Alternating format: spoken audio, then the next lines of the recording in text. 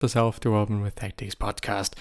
Today, back to the roots, going through the Stoicism subreddit. Let's actually have a look. What is new here, what isn't new here, whether there is some old shit, still the same shit.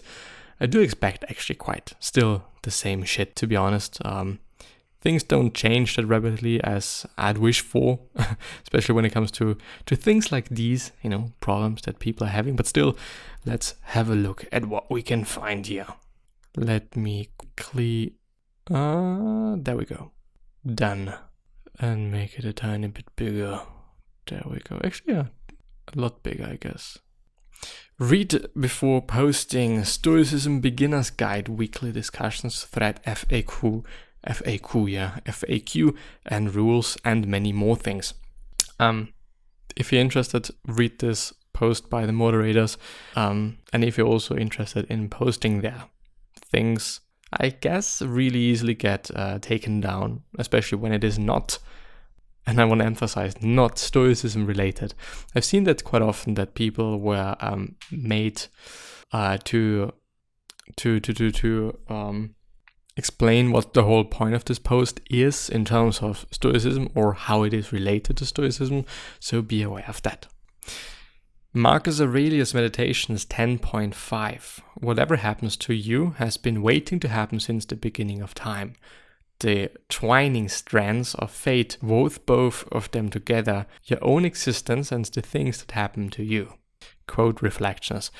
Marcus talks a lot about fate and nature's plan in the Meditations, which is, if you do not know, the book that he has written, which kind of is a diary, and very interesting because Marcus Aurelius being an emperor and him talking about those everyday problems that he is having and those things that he is facing, as small as they might be and or as big as they might be, it's strangely interesting to see, it's not strangely interesting to see. It is actually, I think it just makes sense, that this person that is in the highest ranks of the ranks is still having the same problems as we are having. And as funny as it is, those people that have been living, I think 2,000 years ago, something like this, they're still, or they had the same problems as we are having right now.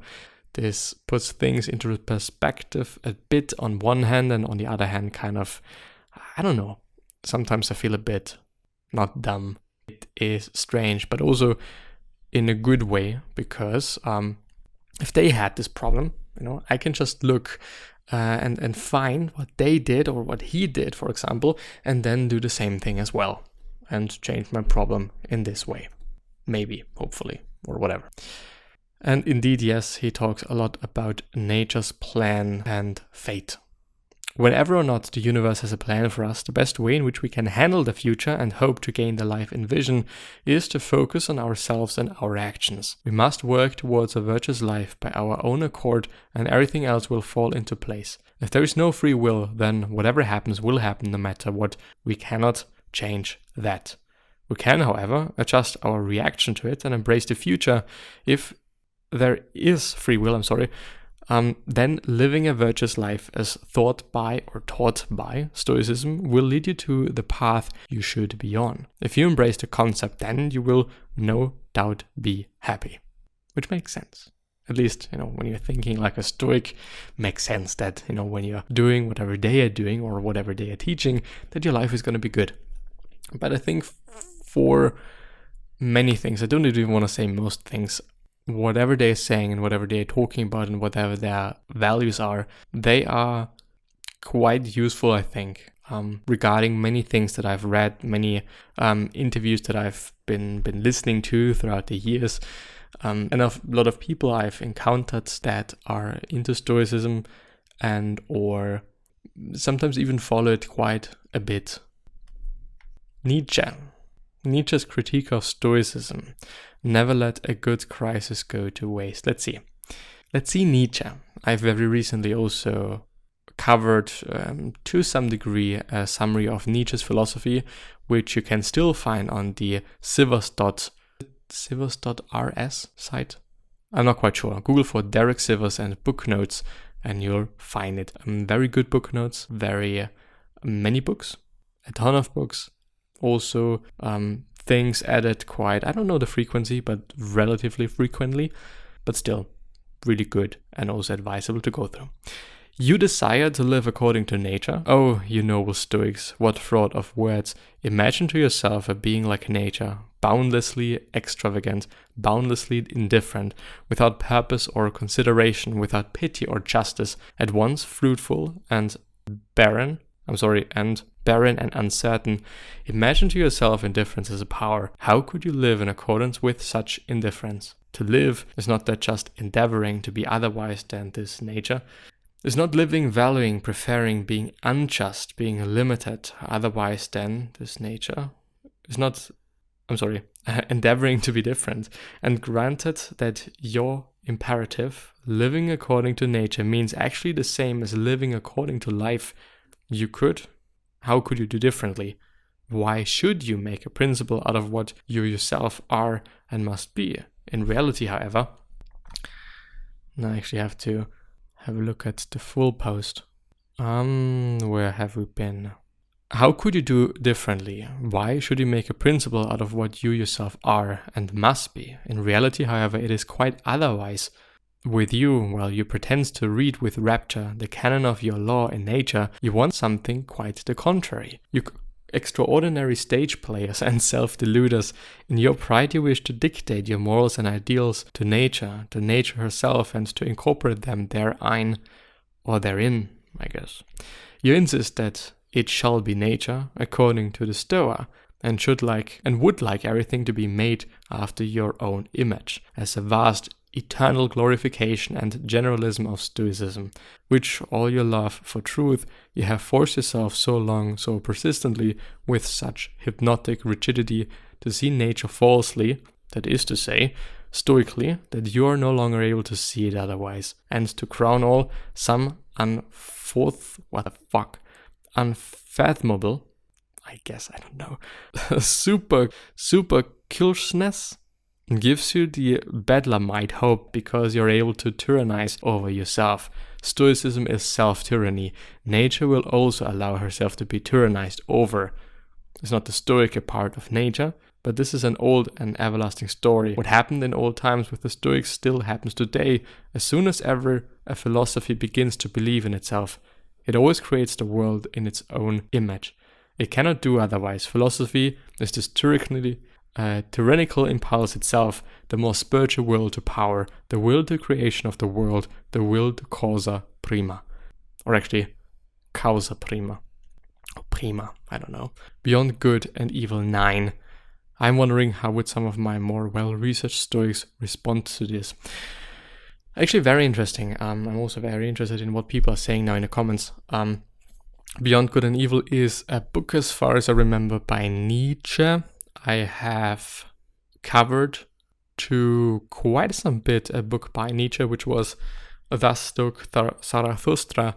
Sometimes very difficult to read, at least for me as a non-native, but and also as a person that is not very good at interpreting books and or whatever he has read, but still I think interesting to see the story. It is always quite interesting to see some, how should I say, non-fiction being told or being storyized through fictional stories, learning things through fiction, as a lot of people actually like to do. For example, Bill Gates and many more like reading non-fiction to gain insights into many different areas. Oh no. But let's have a look at what people are saying in the comments. This is a very well territory on this subreddit. I would recommend searching it on the subreddit to see previous discussions. In short, Nietzsche's characterization of Stoicism and nature in this piece is straw man based on semantics. Nietzsche is approaching nature as something primal, savage, and visceral, more similar to how we approach nature today.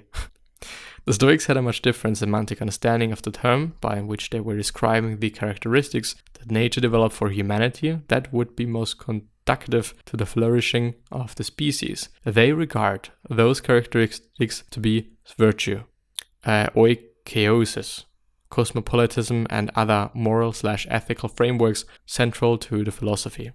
I wish, quote-unquote, nature in a Stoic context was more thoroughly explained, especially for the layman, because it is such a huge part of Stoicism, but also it is easily to misunderstand / misinterpret the meaning. And I would certainly agree so. Even though I guess when you're Googling for nature in Stoicism explanation or something like this, you're probably going to find something. But anyway, let's have a look at the, I think there was a self-improvement. Yes, there it is. A self-improvement subreddit that I have been on quite frequently back in the days. Well, back in the days, meaning a year ago or maybe even half a year or something. And it is always quite interesting to see the problems that other people are having, first of all. Second of all, what other people are saying that might have been in this position. And third of all, me being able to kind of see what is going on and maybe even what people are seemingly struggling with, and having the ability to talk and share these things to someone that hopefully does not have the same problem and or certain issues kind of related, but chances are quite. So let's see. Have anxiety? Delete your TikTok. Yep, I'm 24. 24 years old female. I recently deleted TikTok. I have tried to access the app about 80 times in a day and had to fake scroll to relax at one point. 2 days later, I feel relief to not be subjected to some 30-second hot take that doesn't matter. Disliking things didn't help, and it might have even brought more shitty content on. I am able to focus on my work and no longer feel as anxious. Could all this be caused by this stupid app? My life has been ticking and slowly, begrudgingly waiting for the next hit of serotonin from the app. The whole serotonin thing or in general hormone. Well, now let's just stick with serotonin. I think it is a thing. I believe it is a thing because it would just make sense, and it also does make sense, and I think it is also proven. So from time to time, really trying hard not to get too much serotonin, whether it is, and there is a very interesting episode by Andrew Huberman on that, on his podcast, Andrew Huberman Lab podcast, very informational, sometimes also very scientific, but still explained in a way that everybody can follow and everybody can understand and use the information. But still, I don't want to say detoxing, but minimizing serotonin levels to get back to some sort of a base level does make sense. In forms of, and I have forgotten much of the information, but maybe just working out without the music, not layering things, maybe some simple things like this that as I'm just thinking about it, that just feel good in the moment, but they may not be good for the long term. Of course, when I am working out with music all the time, it would be a bit of a drag when I'm